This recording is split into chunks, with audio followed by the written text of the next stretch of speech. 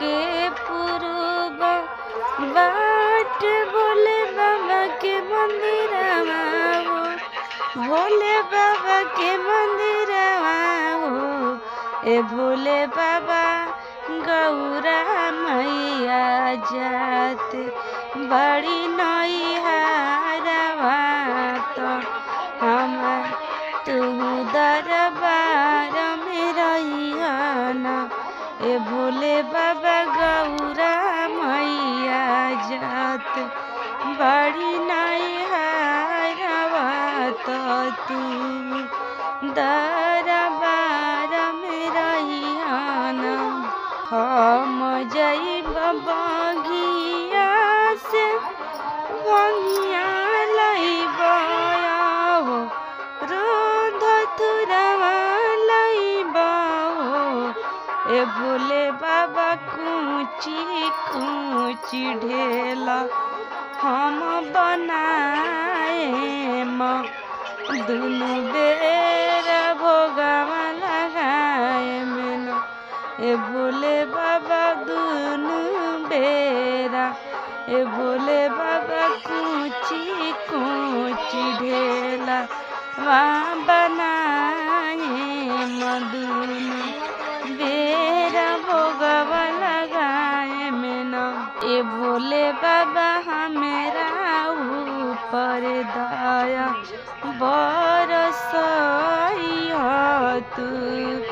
ए भोले बाबा हमेरा ऊपर दया बरसइहा तू।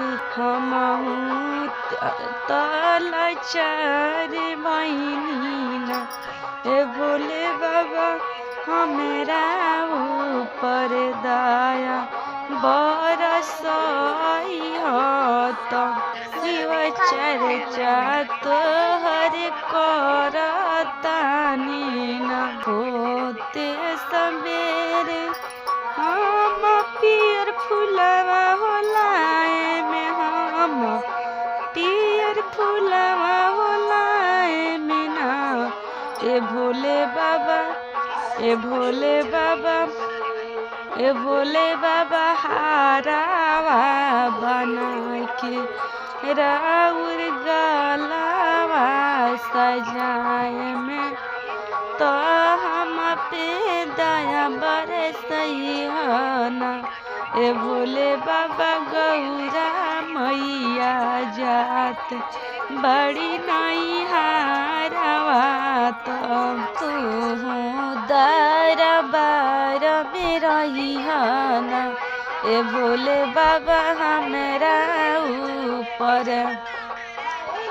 ए भोले बाबा गौरा मैया जात बड़ी नैहरवा तो हमेरा ऊपर दया करिहाना। ए भोले बाबा तू दरबार में रहियाना। गाँव से पूर्व बाटे भोले बाबा के मंदिरवा हो, भोले बाबा के मंदिरवा ना।